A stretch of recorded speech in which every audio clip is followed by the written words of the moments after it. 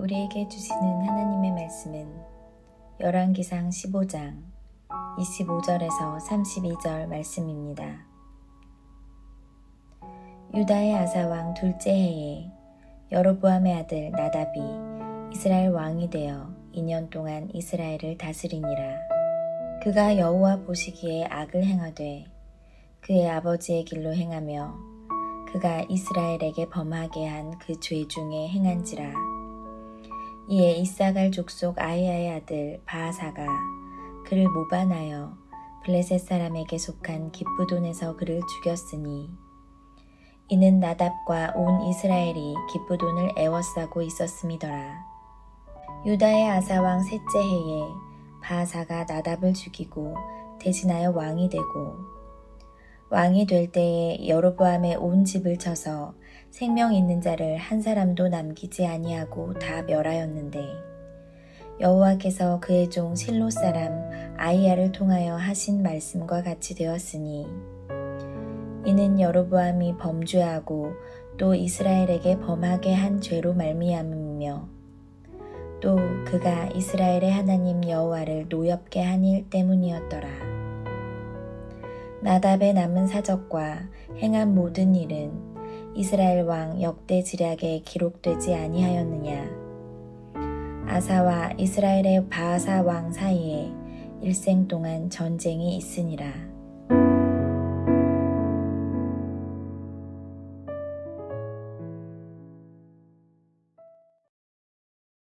왕들의 이야기인 열왕기서는 남북 연대를 대조하면서 왕의 통치 연도를 제시합니다.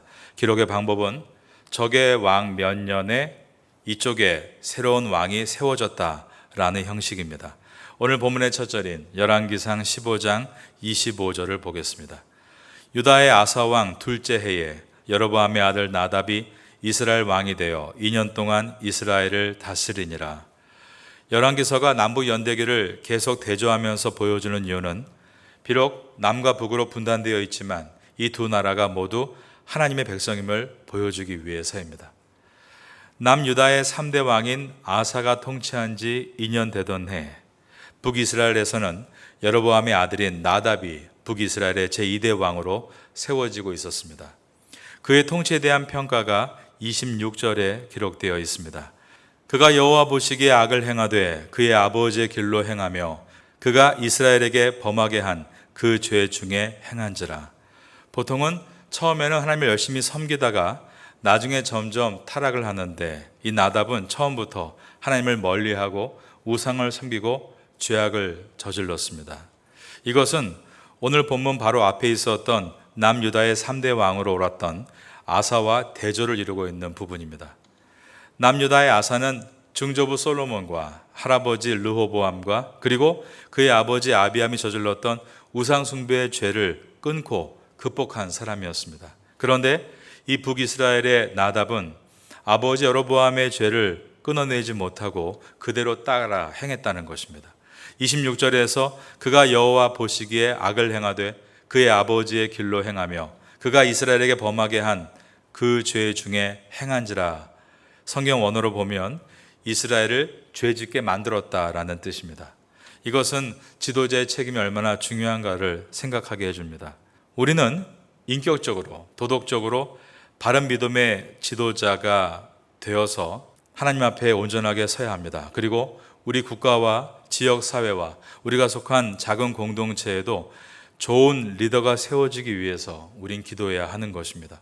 그리고 무엇보다 우리 스스로가 어느 공동체에서건 그런 좋은 지도자, 바른 신앙을 가지고 인격이 성숙하고 도덕적으로 바른 사람이 되기 위해 힘써서 준비해 나가야 하는 것입니다. 북이스라엘의 제2대 왕으로 세움받은 오늘 본문의 나답은 통치기간이 2년이 채 안 되는 1년 몇 개월 만에 죽임을 당하고 맙니다. 27절입니다. 이에 이사갈 족속 아히야의 아들 바아사가 그를 모반하여 블레셋 사람에게 속한 기브돈에서 그를 죽였으니 이는 나답과 온 이스라엘이 기브돈을 애워싸고 있었음이더라. 왕이 살해당한 현장은 기브돈이라는 곳이었습니다. 이 기브돈은 지중해에서 내륙으로 약 20km 떨어진 지역입니다. 이 지역은 과거에 단지파에 속한 땅이었습니다. 그런데 이 단지파가 북쪽으로 이동한 다음부터 이 지중해를 위치하고 있는 이 좋은 지역이 블레셋 족속의 땅이 되고 맙니다. 그러므로 방금 북이스라엘의 왕이 된 이 나답은 영토 회복이라는 취지로 동원령을 내려서 온 이스라엘 남자들을 불러낸 것입니다. 전쟁은 항상 통수권자에게 힘을 실어줄 수 있는 좋은 방법이 됩니다. 27절 하반절에 나답과 온 이스라엘 백성들이 기쁘돈을 애워쌌다라고 되어 있는 것입니다. 하지만 정체는 항상 타이밍이 필요하죠. 방금 갓 왕이 된 나답이 벌이는 이 무모한 전쟁에 모든 남자들이 다 호응했을 리가 없습니다. 이러한 때에 바하사가 반역을 일으켜서 기쁘돈에서 왕을 죽인 것입니다. 그리고 자신이 스스로 왕이 됐습니다. 28절입니다. 유다의 아사 왕 셋째 해에 바하사가 나답을 죽이고 대신하여 왕이 되고, 바하사는 27절에 기록된 것처럼 이스라엘 12지파 가운데 이사갈 지파 사람입니다. 에브라임 지파였던 여로보암과 그의 아들 나답 왕조를 완전히 그가 뒤엎어버린 것입니다. 그리고 여로보암 왕조의 씨를 아예 말려버렸습니다. 29절입니다. 왕이 될 때에 여로보암의 온 집을 쳐서 생명 있는 자를 한 사람도 남기지 아니하고 다 멸하였는데 여호와께서 그의 종 실로 사람 아이야를 통하여 하신 말씀과 같이 되었으니. 그런데 그의 죽음에 대한 하나님의 말씀은 여로보암 왕조가 단 이대 만에 허무하게 멸망하고 사라진 이유가 선지자 아이야 예언대로 이루어진 결과다라고 한 것입니다.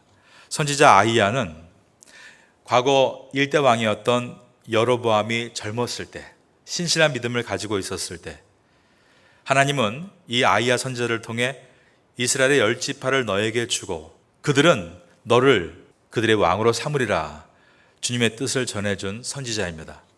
그러나 여로보암이 하나님을 버리고 황금 송아지를 만들고 백성들을 우상 숭배의 죄악에 빠뜨렸을 때 여로보암의 아들 하나가 죽을 병에 걸리게 됩니다. 그때 그는 아내를 변장하게 하고 이 문제에 답을 줄 수 있는 아이야 선지자에게 아내를 보냈습니다. 그때 아이야는 하나님께서 여로보암의 가문을 멸망시킬 것이라는 심판의 메시지를 전한 것입니다. 오늘 본문은 나답이 죽고 여로보암의 씨가 다 사라지게 되는 것이 선지자 아이야가 전한 하나님의 예언이 다 이루어지고 있는 것이다라고 말씀하고 있는 것입니다. 그리고 이 결과의 원인은 여로보암의 죄 때문이라고 했습니다. 열왕기서는 한 왕의 통치에 있어서 그가 선한 왕이었는가 악한 왕이었는가를 평가할 때 선한 왕으로는 다윗을 기준으로 삼고 악한 왕으로는 여로보암을 기준으로 삼습니다. 다윗과 여로보암의 유사점이 있기 때문입니다. 둘 다 선지자로부터 내가 너를 미래의 왕으로 세우겠다는 하나님의 약속을 받은 사람들입니다. 그리고 둘 다 왕이 되고 나서 실패를 거듭했던 사람들입니다. 다윗은 바세바와 간통죄를 그리고 그의 남편을 죽이려는 살인 교사죄를 저질렀고, 여로보암은 황금 송아지를 만들어 온 백성이 우상을 숭배하는 죄를 저질렀습니다. 그 결과 둘 다 선지자들의 책망을 들었고 둘 다 아들을 잃었습니다. 그런데 그 이후에 다윗은 돌이켜서 회개했지만 여로보암은 돌이켜 회개하지 않은 것입니다. 다윗은 원래 순수했던 다윗으로 돌아갔지만 여로보암은 원래 순수했던 여로보암의 모습으로 돌아가지 않았습니다. 그 결과 하나님은 다윗의 후손이 계속 남유다의 왕위를 이어갈 수 있도록 만드신 반면 여로보암의 후손이 왕에 오른 지 만 2년도 안 되는 때에 모두 멸망당하게 놔두셨습니다. 다윗의 가족은 계속해서 남유다의 왕위를 이어갔지만 이처럼 여로보암의 후손은 하나님이 예언하신 대로 망하고 만 것입니다. 그러므로 오늘 본문은 하나님의 말씀은 반드시 이루어지게 되는데 축복의 약속은 축복으로 이루어지고 심판의 약속은 심판으로 이루어진다는 것을 보여주고 있습니다. 여러분이 태국에서 왜 부름받았는가를 생각하시고 다윗이 원래 순수했던 다윗의 모습으로 서기를 힘쓴 것처럼 여러분도 처음에 이곳에 부름받았던 그 비전, 순수한 그 마음으로 다시 서게 되심으로 하나님의 선한 약속을 성취해 나갈 수 있는 성도가 될 수 있기를 예수님의 이름으로 축원합니다.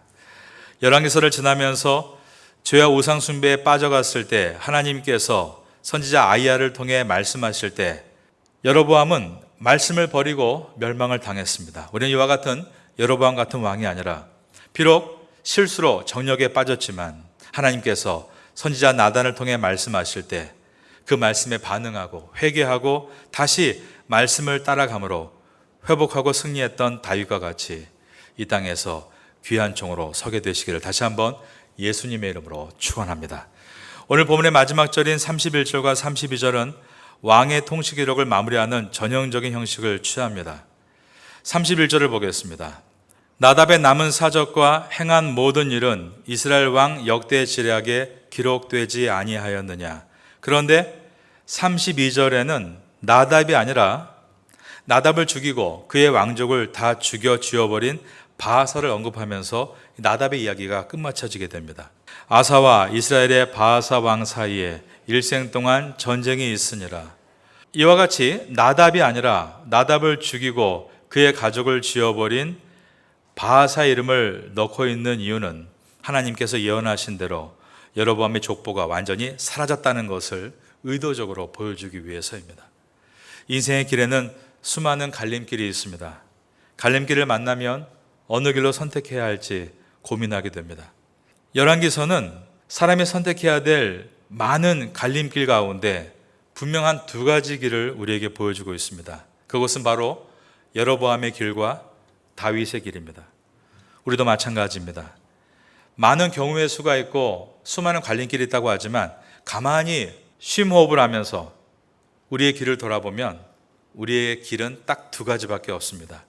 여로보암의 길 아니면 다윗의 길인 것입니다. 여로보암의 길 같은 하나님보다 그 어떤 것을 더 귀하게 여기고 그것이 우상이 되어 따라가는 길이 있고, 또 하나는 다윗의 길 같은 하나님이 어떠한 뜻을 가지고 계신가 그분의 뜻을 물으며 계속 그분을 따라가는 길이 있는 것입니다. 여로보암의 길은 죄악의 길이고 심판을 피할 수 없는 길이지만 다윗의 길은 하나님께서 함께 하시는 길이고 마침내 축복을 받는 길이 되는 것입니다. 우리는 이 본문을 지나면서 당연히 상식적으로 여로보암의 길과 다윗의 길 가운데 어느 길을 선택해야 될지 대답하지 않아도 다 알고 있는 사람들입니다. 하지만 여러분, 실제로 다윗의 길을 걷는 사람은 많지 않다는 것입니다. 모두가 하나님의 비전과 사명에 관심이 없고 돈과 권력과 쾌락을 얻기 위해서만 달려가고 있는 것입니다. 열왕기서를 지나가면서 여러분과 여러분의 가족은 여로보암 가족처럼 허무하게 사라지는 가족이 아니라 이 땅에서 하나님의 나라와 예수 그리스도의 복음을 위해서 귀하게 쓰임받는 다윗과 같은 가정으로 남게 되시기를 예수님의 이름으로 축원합니다.